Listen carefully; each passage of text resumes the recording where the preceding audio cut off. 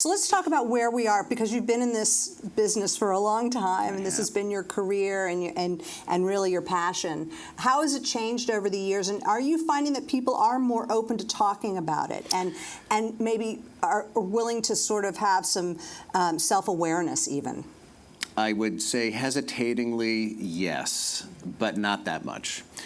It's still a very difficult thing. When I lecture on this topic, what I say is nobody calls my office to say, I'd like to see Dr. Ferentz, I think I have a mental illness. Right? That's not the ticket into my door. The ticket into my door is a physical complaint. And when people are depressed or anxious, they do have many physical complaints. They can have headaches, they can have difficulty sleeping, they can have decreased appetite or increased appetite or having trouble. Many, many problems can relate to depression and anxiety disorders. Which leads me to ask, because a lot of people go through sad periods in their life, a lot of people have situational stress. When do you know that it's something chronic? When do you know that you actually have what you might call clinical depression or clinical anxiety, or you're just having a bad period of time? Sure. So it has to be at least 2 weeks. I mean, the criteria for making a diagnosis of depression is a 2-week period of time during which a number of symptoms must be present. And there's a list. It's from what we call the DSM. That's the Diagnostic and Statistical Manual that tells us how to make the diagnosis. So there are 9 possible symptoms. You have to have one of the 2 major symptoms every day for 2 weeks, and that's either depressed mood or what we call anhedonia. Anhedonia means you just don't have any fun. You get no pleasure out of life. So that's one of the funnier things about depression, is that people can be depressed and not say that they feel depressed. They can meet criteria for depression, but only have anhedonia, just not having any fun. So you're able to function. It hasn't interrupted your life per se. Absolutely, and the overwhelming majority of patients with depression are functioning. So it's only a very small percentage that are so severely depressed that they need to be hospitalized, or they're just not able to do any of the things that they need to do. So those are the 2 major criteria: depressed mood or anhedonia. Then there are 7 other possible symptoms, and you need to have 3 of those if you have both of the major criteria. So what are the other ones? Sleep disturbance. It's not just not sleeping, it could be sleeping all the time, or it could be trouble falling asleep, or it could be trouble staying asleep. Feeling guilty. Feeling guilty. Wait.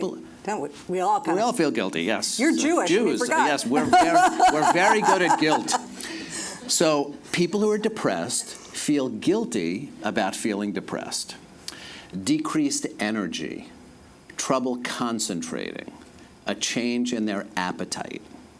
Then something called psychomotor agitation or retardation, and that means you're walking slow, you're talking slow, or you feel agitated. You just feel on edge, and then suicidal thought. Those are the 9 possible diagnostic criteria, and you have to have 5. So it's one thing to read a book and click off all of these symptoms, right? But you probably really have to get to know the patient. And if you've seen someone over the years, you can probably tell, too, that they're not the same that they were. Yeah, very often you can, but it's very important that all doctors screen people for depression. And what's supposed to happen. When you say all, you mean all doctors. You believe that all doctors should do that? Certainly every primary care physician. Any doctor that you have a long-term relationship with, a family physician, a general internist, an OBGYN should be doing them also.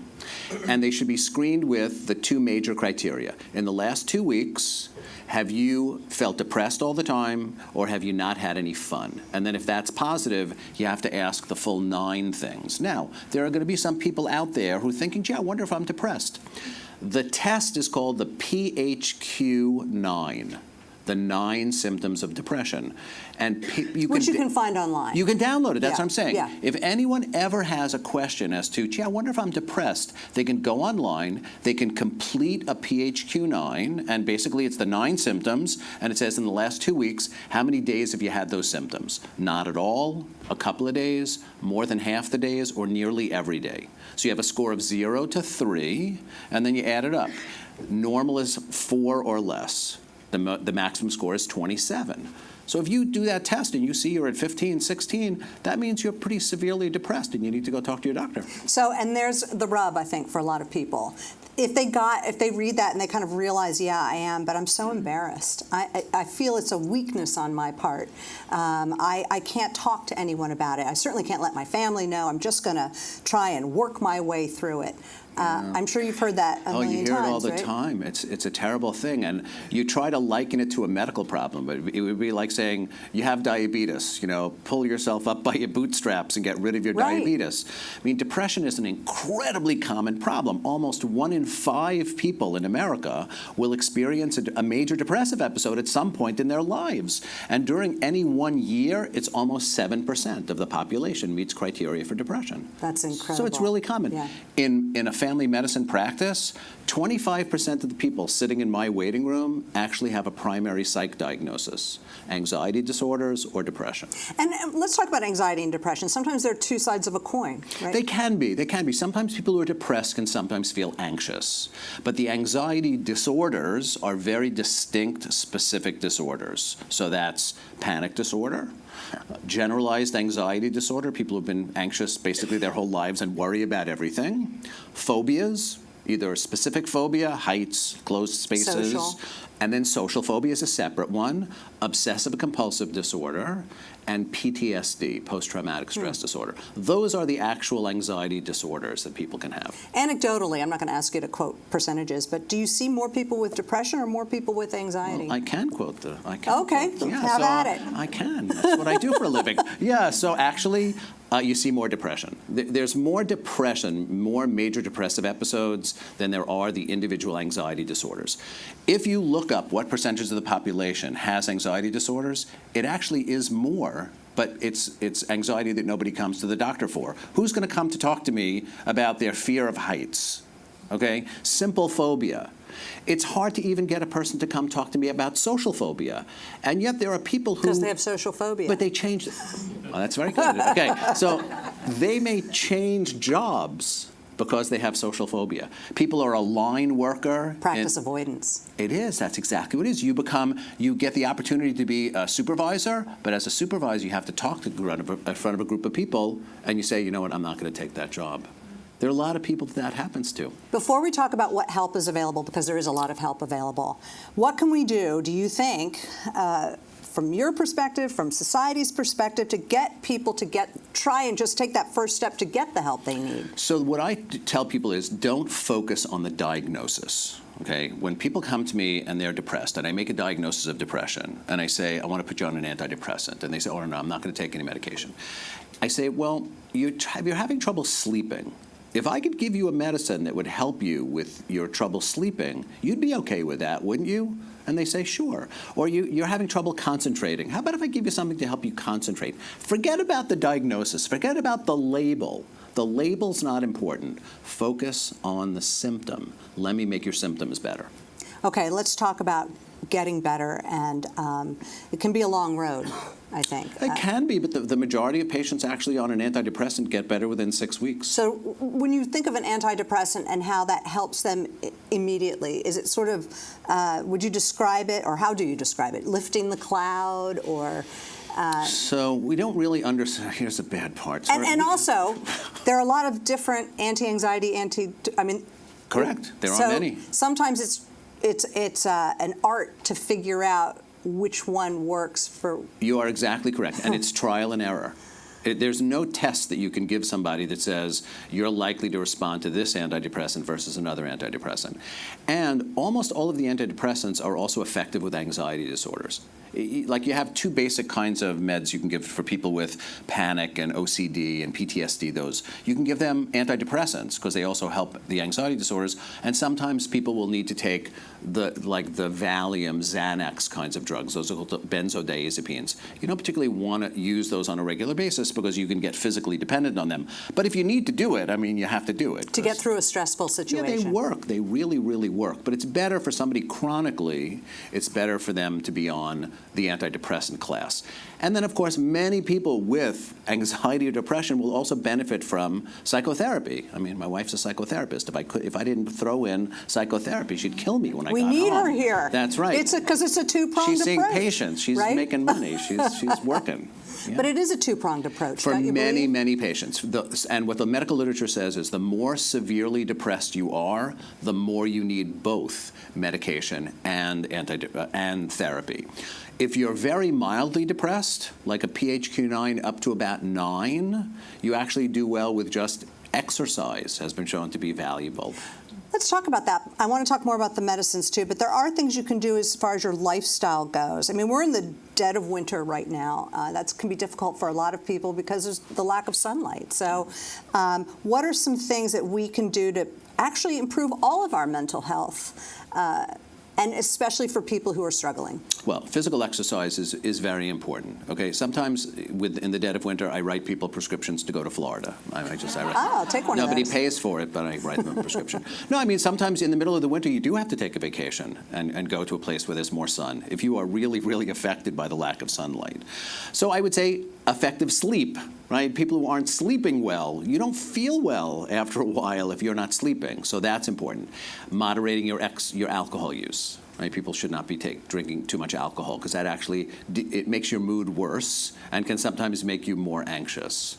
Not drinking a lot of coffee. Right? Drinking some coffee, okay, but if you're very sensitive to coffee, caffeine as a stimulant can also make you feel bad when you come down from the caffeine. Those are some of the easy things. Okay, so I come to you, you think I'm depressed, you've looked at all your checklist, I fit into that. Now we're talking about how do I get out of this terrible feeling and the way I'm living, and you're talking about medications. Where do you start?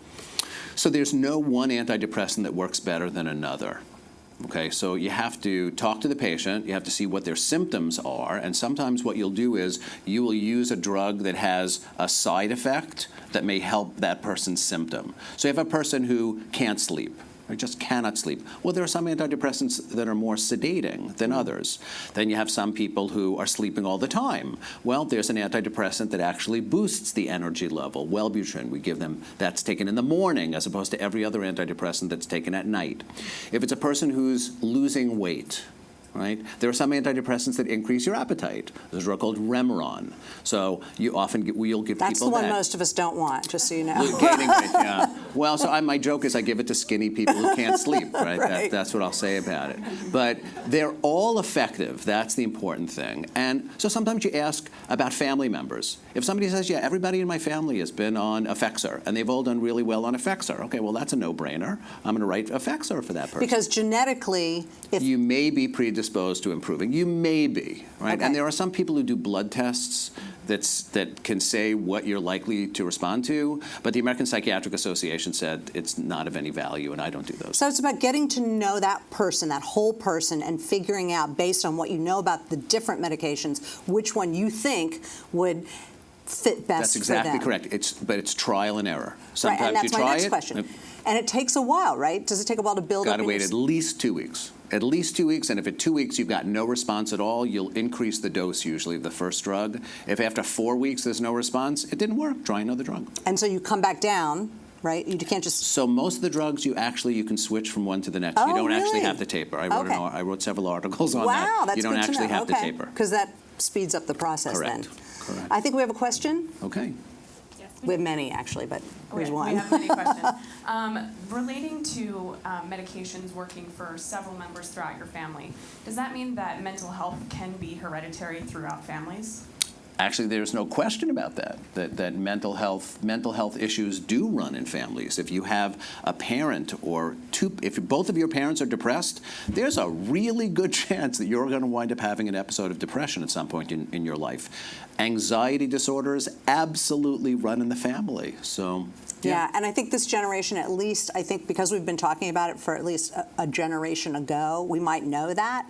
But for the past generations, you might not have known what your family had. But people didn't talk about it. People didn't talk about it. Right. Now we can kind of start to piece together and that genetic component.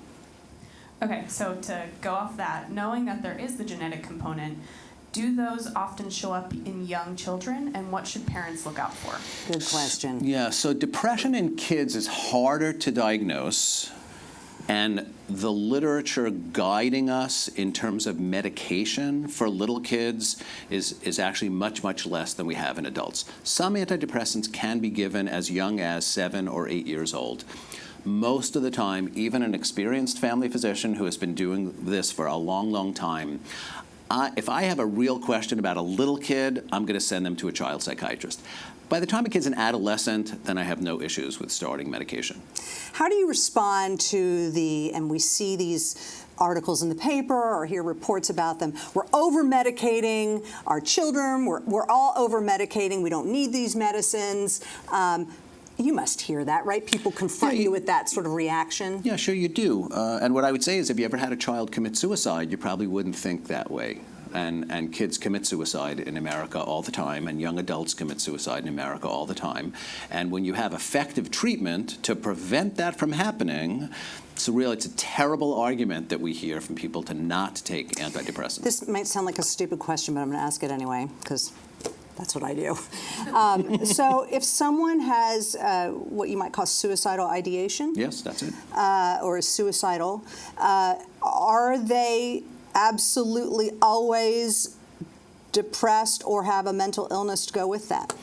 I would say in the vast majority of cases, yes, except in kids, because kids often commit suicide because they're just being stupid, right? Girlfriend breaks up with you, and the kid commits suicide.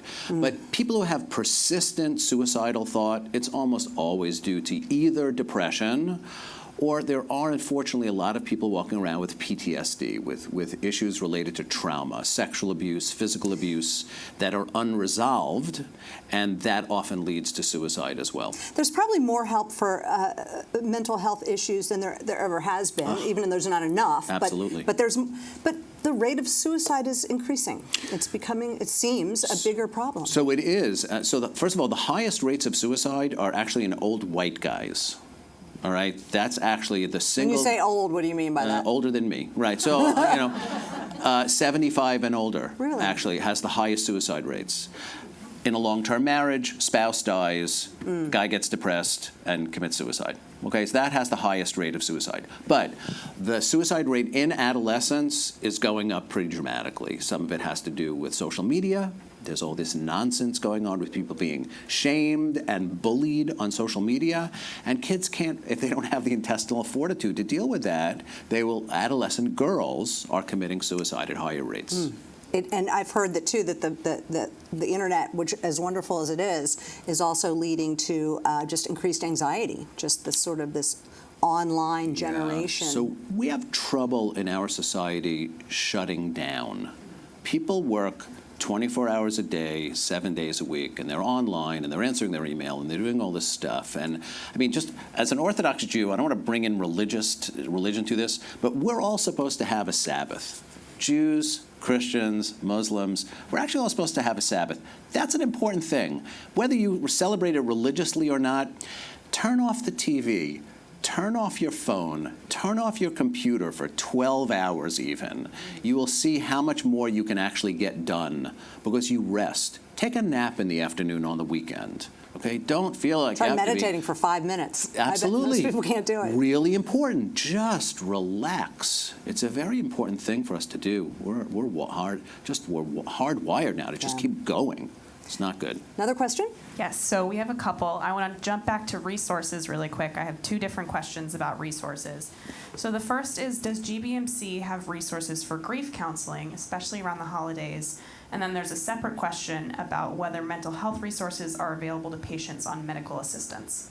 Okay, so the answer is yes. We absolutely do have a tremendous number of resources available. Shepherd Pratt, of course, is probably the best psychiatric hospital in Baltimore, and GBMC and Shepherd Pratt are basically one and the same. And there are tremendous amounts of resources available. If you go on the website, you'll be able to find out self-help groups and support groups. Can I just jump in with a devil's advocate comment? Absolutely. So one of the big complaints about resources is that, and I've heard about it firsthand, there's such a need that sometimes it's hard to get a bed. Agreed. It's hard to get what you need when you need it. Sometimes you have to wait. So yeah, so you're right, and I'll tell you, I'm so old that I predate the closing of the psychiatric hospitals in Baltimore. I mean, we had a whole bunch of other psychiatric hospitals, but because of politics and keeping people hospitalized who were chronically mentally ill for a long time, those hospitals closed. And now we have fewer psych beds in Baltimore than we ever have. And so, yes, people have to wait in the emergency room for a long time sometimes to get a bed. So this time of year is a particularly difficult time. I have to get back to the Medicaid, Yes, the medical please assistance. do. Let me answer that, and then I want to talk Okay. about the holidays. So there are mental health programs for people with medical assistance. There are mental health groups with people who have no insurance at all, and they have a flexible payment system, right, based on how much money you have. So it may be $5 for a visit. So I would suggest that there are indeed ways for people to get mental health counseling without having high option Blue Cross Blue Shield. Okay, you can do that.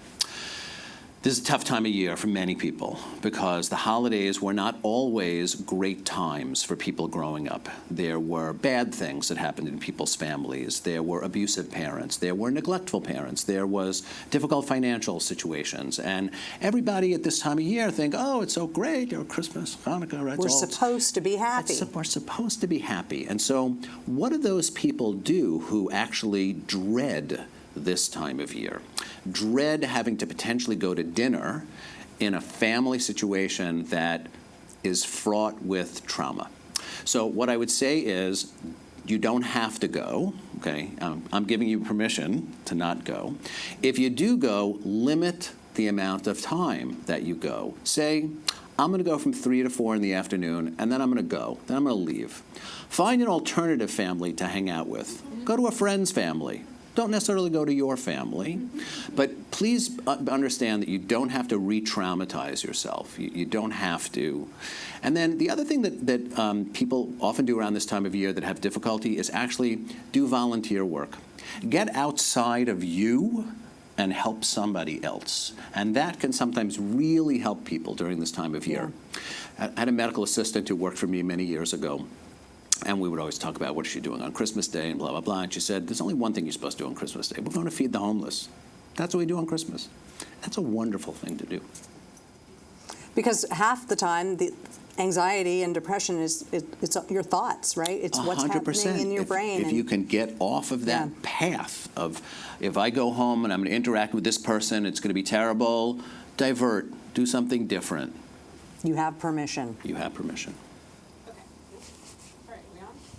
When you see the big question mark. No. Yeah, okay, there we go. So we have a question from an audience member, kind of asking for someone who doesn't necessarily need to be hospitalized, but she has a friend with social phobia, and she wanted to know how she can help her. And we could broaden the question to how you can help friends and family members that you know are experiencing mental health issues. Great Well, question. the social phobia issue is that there are tremendous meds that help people with social phobia. I'm not a psychotherapist, but what psychotherapists do with people with social phobia is they actually help guide them to the point where they actually can go out into a social situation. And so you can talk to the person about what would it feel like if you were having to stand up in front of a group of people, but you don't do it.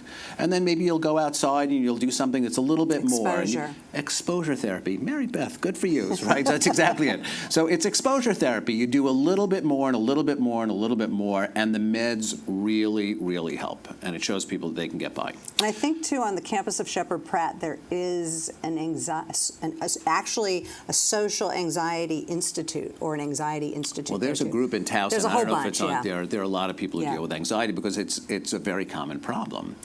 There's a great book that I recommend people to read. It's an ancient book. It's more about panic, but it's actually good for anxiety in general. It's a terrible title. It was written in the 1960s, and you could never write this title now. But it was written by an Australian physician named Claire Weeks, and the name of the book is Hope and Help for Your Nerves. And it's actually and there are a lot of self-help books for anxiety. If you have a family member who's suffering from anxiety disorder or depression, bring them to the doctor. Bring them to their primary care physician and say, I'll go with you I'll support you Yeah. while you go. I'll be there with you. And I actually, I mean, we have a lot of anxiety in my family, so I do also know that it's so easy when you're not the person experiencing anxiety to point out that I think you have anxiety, or I think you're, and sometimes the person receiving that message doesn't really react very well to that. So it's sometimes easier, I have found, to look at how it's impacted their life rather than putting a label on them. Exactly. Yeah. Focus on the symptom, Yeah. not on the label, not on the Right. diagnosis. Another question? We have so many questions. So let's talk about diagnosis. Does the medical community see any connection between mental health and thyroid diseases? Well, if you're hypothyroid, you can definitely get depressed. You can. Most people with hypothyroidism aren't depressed, and the overwhelming majority of people who are depressed are not hypothyroid. But very often, people will check a thyroid level before when you're making a diagnosis of depression, just to make sure. Hyperthyroidism, excess thyroid, can make people anxious, and there's no question that there are times when a hyperthyroid patient presents with anxiety symptoms. I've also heard, too, that if you have heart disease, or you've had heart surgery, that sometimes you can have depression. Yeah, so a very significant number of people with heart attacks, bypass surgery, do have episodes of depression after the surgery, after the heart attack, and if it goes untreated, their outcome is much worse. Okay, I have one more. Is CBD oil effective for depression or sleep disorders? Yeah, so the answer to this one is no, okay? It's really easy. Marijuana use in general and CBD has actually been studied, and actually marijuana makes almost all mental health issues worse. So people should not... Okay, so we're talking about marijuana that has the THC Correct. in it, which is the thing that makes The thing that makes you high, yeah, right. makes you high. CBD does not have that. Yes, and it also everything's doesn't- unproven, right? Yeah. Nothing's been studied. No, some of it has Some been of it has? studied, yeah. Okay, but it's everywhere. Yeah, I know. CBD is literally I everywhere. know, it's taxes, baby, right? They make So you don't taxes buy on into it. any of it? Zero. Yeah, sorry. Yeah, I follow the medical literature. If something works, I do it. If Is something it a doesn't placebo? work, I don't. I mean, some people claim. Okay, so when I did clinical trials of antidepressants, and I did that at the university, you know what percentage of people get better on placebo? 30 to 40%. Placebo is a very we should powerful all take drug. placebo. That's right, placebo. You should is a market very- placebo. So I'm going to tell you, I am so old, right? So in the old days, a doctor could actually write a prescription that said placebo number 4. People didn't know what placebo meant. You could bring it to your pharmacy, and they would give you a capsule of placebo. Was that the sugar How pills? about that? That's all it was a sugar pill.